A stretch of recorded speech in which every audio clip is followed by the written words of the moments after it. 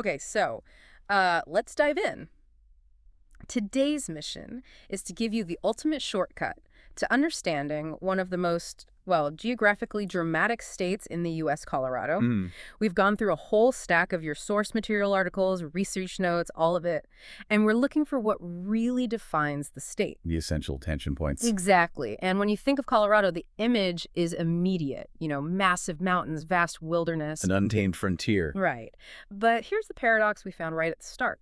This huge state is fundamentally defined by how tiny and concentrated its human presence actually is. And that's our goal today, to connect those dots for you. Hmm. How does a place that seems so boundless, so defined by the Rocky Mountains, organize itself, politically, socially, around one single, densely packed core? So this is about distilling the key facts to get to that central tension. Exactly, from geography all the way to government and culture. All right, let's start with the land itself, because in Colorado, geography is destiny, right? It really is.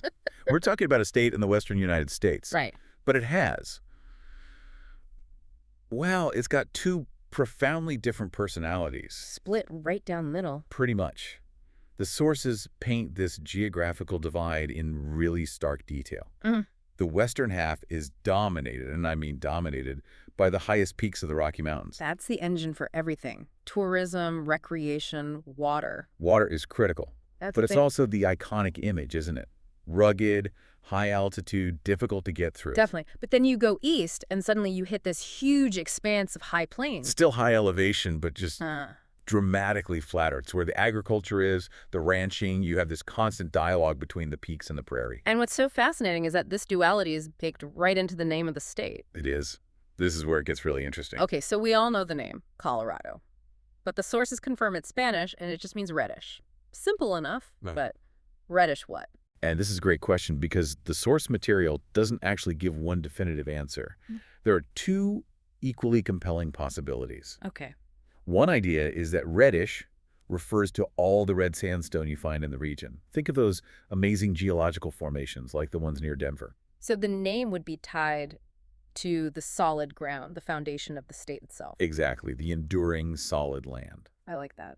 What's the other theory? The other interpretation ties the name to water, specifically the reddish-brown color of the Colorado River. As it carries all that sediment down. Ah, so it's about movement, about the river carving through the landscape. Right. One's about the permanent rock, the other about the powerful, life-giving river. I find myself kind of rooting for the sandstone idea. It just feels more permanent. But knowing that both are in contention, the land and the water, that tells you so much about the place. It's a great piece of historical ambiguity. And just to nail down a couple of quick identifiers from the sources, the U.S. postal abbreviation is CO, of course. And as a fitting tribute, the U.S. Navy even named a battleship, the USS Colorado, after the state. Okay, so let's pivot from the geology to the people. Because that tension between the Red River and the Red Land had a massive impact on where people actually decided to live. Which leads us directly to Denver. And its huge, outsized role in the state. It's just sheer centralization. I mean, yes, Denver is the state capital and the largest city, but that doesn't even begin to capture its importance. The sources had this one statistic that was just astonishing. The Denver metropolitan area has half of the state's entire population. Half. All the social, economic, political energy is basically right there. It is. And this is where we need to talk about that statistical variance we found in the sources. They cited two different figures for the metro area. Yeah, I saw that. One was 2.5 million, the other was 4.3 million. That's a huge difference. It is. So why the gap? My guess was city limits versus the whole commuter region. You've got it.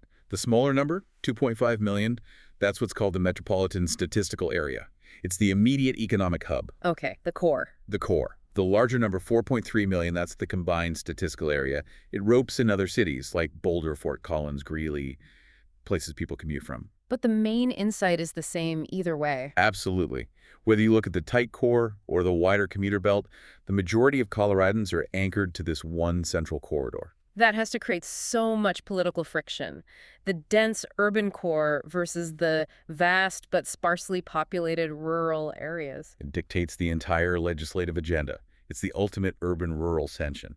And what about other demographics? Did the sources mention religion? They did, briefly. They summarized the landscape pretty clearly. The predominant beliefs are Protestant Christianity, followed very closely by Catholicism. Okay, so let's unpack the government structure that has to manage this centralized dual identity state. Well, it's set up like the federal system. It's divided into three distinct separate branches. The classic checks and balances. Exactly. You have the executive, the judicial, and the legislative branches. The executive is headed by the governor, who holds the highest power in that sphere. They're the ultimate administrator for the state. Correct. Then for laws and justice, the judicial branch is managed by the Colorado Supreme Court. They are the final legal authority. And then there's the legislative branch, which actually makes the laws. Right, which the sources call the Colorado General Assembly. And it's bicameral, meaning two chambers. The Senate and the House of Representatives. Exactly. Though we did have to pause on some of the terms we found. Oh, right. That was interesting. One of the sources, it must have been an international report or something, used the terms Matelis, Rakyat Colorado, and DPR. Yeah, and for our purposes, we're sticking to the official English titles, but it just goes to show you the global reach of the information we gathered. It does. Now, there was a crucial technical detail in there that seems to define Colorado politics. The time frame. The 120-day session. Yeah. The General Assembly only meets for 120 days a year. And that short time frame changes everything. It puts this enormous pressure on legislators to move incredibly fast. They have to prioritize everything so tightly. Complex issues like water rights, infrastructure, they have to negotiate all of it, balancing the needs of the Denver metro with the rural regions on a compressed political calendar. It's intense. It makes every single day count.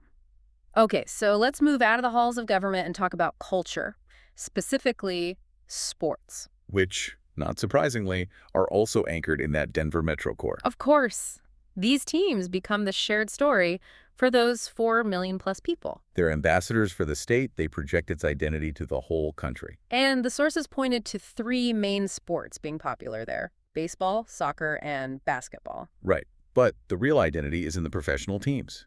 And the sources highlighted 2 big ones. Yep.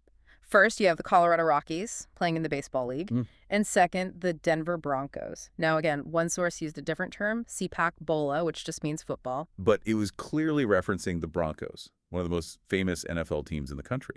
And the key takeaway is that these cultural cornerstones aren't scattered around the state. They are centralized. Reinforcing Denver's position as the cultural heart.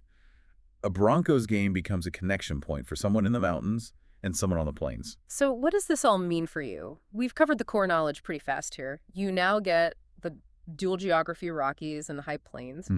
You grasp the Spanish origin of the name Reddish and that great ambiguity between the sandstone and the river. Right. And you know the framework of its 3-part government with that pressure cooker 120-day legislative session.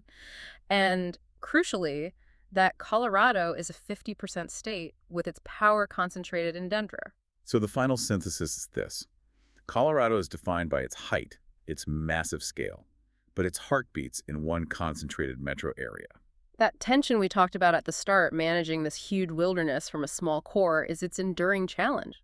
It is. It's a place of massive geographical scale managed by highly centralized human institutions. So we want to leave you with a final thought to mull over, one that comes directly from these tensions we found. Given that things like climate change and population growth are putting more and more strain on water in the West, and knowing the state's name means reddish, ask yourself this.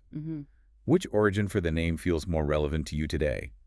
Is it the enduring, solid red sandstone that holds the mountains up? Or is it the diminishing reddish river that is the lifeblood of that centralized population? Wow. Just, encourage yourself to watch for those elements the next time you see news about Colorado, especially if it's about politics or water rights.